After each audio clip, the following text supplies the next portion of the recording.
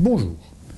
Jusqu'à présent, les contrats d'assurance vie dont vous pouvez être titulaire étaient déclarés à l'administration à deux occasions. Soit en cas de rachat total ou partiel, les intérêts imposables faisaient l'objet d'un imprimé fiscal unique envoyé à l'administration, et également en cas de dénouement, où là, le bénéficiaire avait vocation à subir également une taxation.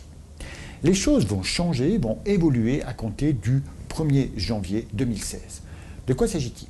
Eh bien, toutes les nouvelles souscriptions d'assurance vie auront vocation à être déclarées systématiquement à l'administration, donc dès l'origine, de même les rachats, mais également, tous les ans, les contrats supérieurs à 7 500 € feront l'objet d'une déclaration sur le cumul des primes versées et leur valeur acquise.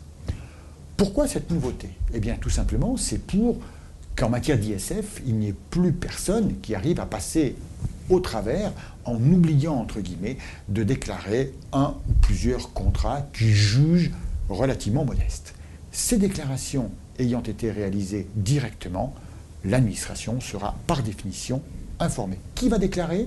Les assureurs, c'est une chose, et non seulement on va déclarer le futur, mais également tout le stock. C'est-à-dire que tous les contrats qui ont été souscrits depuis l'origine vont faire l'objet de cette déclaration progressivement jusqu'au milieu de l'année 2016.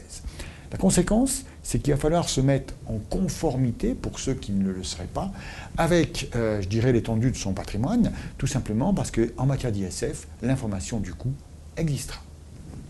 Enfin, il y a un autre phénomène qu'il faut avoir en tête, c'est pour les contrats de capitalisation. Les contrats de capitalisation étaient déjà déclarés à la souscription ou en cas de rachat. Désormais, on déclarera également la valeur acquise et le cumul des primes tous les ans. Mais en outre, pour les contrats qui ont été souscrits nominativement et qui ont pu faire l'objet d'émissions, il faudra extrêmement être vigilant sur ce point, puisqu'on peut avoir par exemple un parent qui a souscrit un contrat de capitalisation nominative, qui a demandé l'émission d'un contrat qu'il a remis à son fils.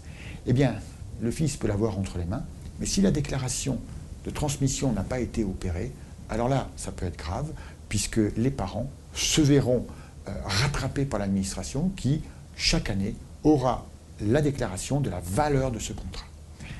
En résumé, ça veut dire qu'aujourd'hui, plus que jamais, il faut être extrêmement vigilant à ce que l'on déclare, ne rien omettre, aussi bien en matière d'ISF que pour les droits de mutation d'ailleurs, puisque, donc donation, succession, puisque l'administration sera informée de tout.